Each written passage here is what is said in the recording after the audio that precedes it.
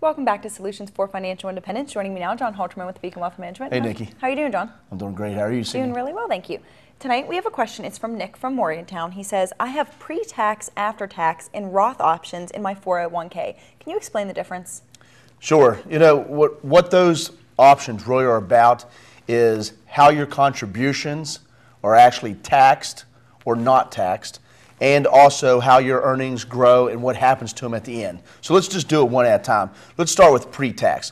What pre-tax means is that you get a tax deduction for your contributions, your money grows tax deferred, and then when you go to take it out down the road, it's going to be taxable to you as if you earned it that year.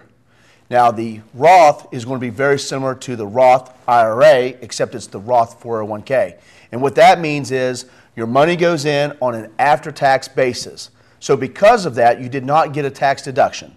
Your money grows tax deferred, and then at 59.5, it's going to be tax-free.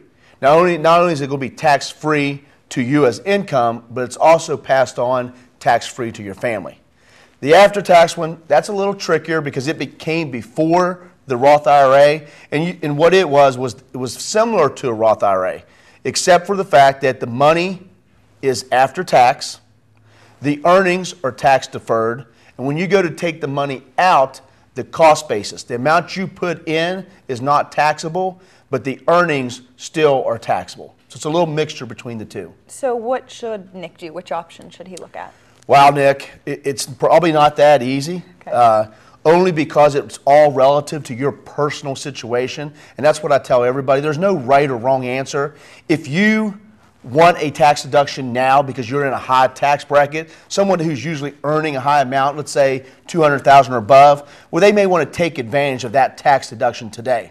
But for somebody who's earning much less than that, like what I call an ordinary income, then they may want to say, okay, should I forego that to get tax-free down the road? Because the one thing I know is that the tax deduction may not be as worthy to you as tax-free income. So it really depends on the situation of which one's the best, but understanding the difference is really the key to making sure you do the right thing. All right, thank you so much, folks. If you missed any of that, you can always find it online. Don't go anywhere. Much more for you after the break.